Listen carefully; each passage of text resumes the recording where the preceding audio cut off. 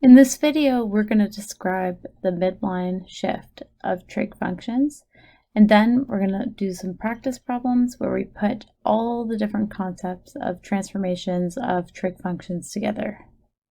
The midline of a trig function is a horizontal centered line about which that the function oscillates above and below. Up until this example here, the midline of all the trig functions that we have considered has been the x-axis, where y is equal to 0. Now consider the equations y is equal to a times sine of bx plus c plus d, and y is equal to a times cos of bx plus c plus d. Notice there is an additional constant at the end outside of the trig functions.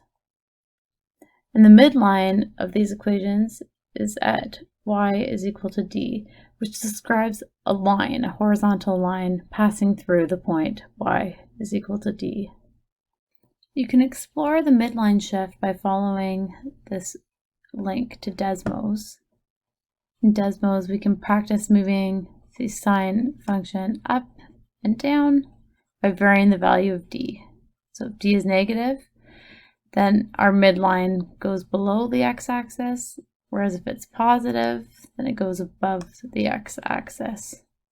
In these notes, we're able to compare y is equal to sine of x and y is equal to sine x plus 2, where the entire function is just shifted up 2 units, and the midline becomes y is equal to, this is y is equal to 2, whereas the midline in the bottom equation is y is equal to 0.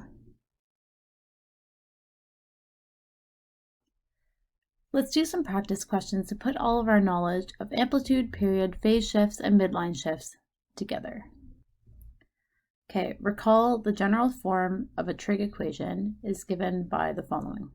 We have y is equal to a times sine of b times x plus c plus d, or y is equal to a times cosine of bx plus c plus d. The amplitude is equal to the absolute value of a. The period is given by 2 pi over b, or 360 degrees over b, depending on if we're expressing it in radians or degree measure. The frequency is given by 1 divided by the period, and the phase shift is equal to minus c over b, and our midline is given by d. You think of a midline as being a horizontal line that is given by the equation y is equal to d.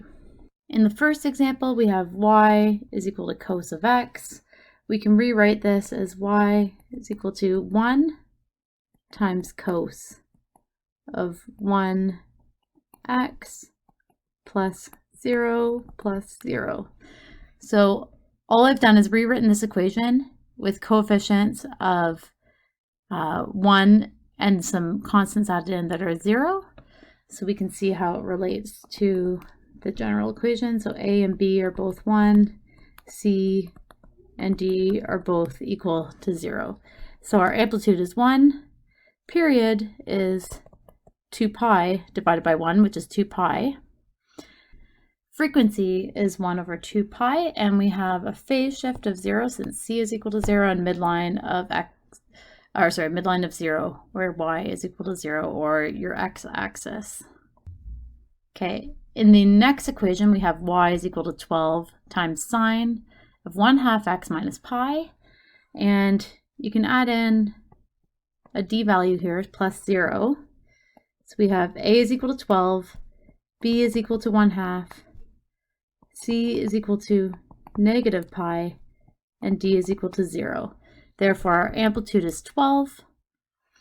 Our period is 2 pi divided by 1/2, which is equal to 4 pi. The frequency is 1 over 4 pi.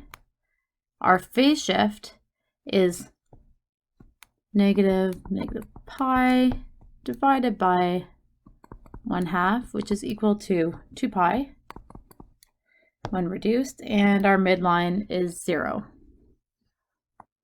Scrolling down to the bottom of this table, we have an example that has a non-zero midline value. So I'm going to look at this one where we have y is equal to 1.5 times sine of x minus 2 plus 1. So our a value is 1.5, b value is 1, c is negative 2, and d is 1. Therefore, our amplitude is 1.5. The period is 2 pi divided by 1, which is just 2 pi. The frequency is 1 over the period, so 1 over 2 pi. Our phase shift is minus c divided by d, which is equal to positive 2. And our midline value is 1.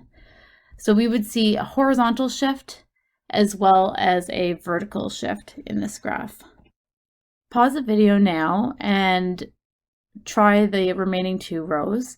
I'm going to fill them out as well so that you can check your work in a moment. In the next video, we'll explore the remaining 2 pages where we're determining the equation of a trig function based on the graph or given information from the graph.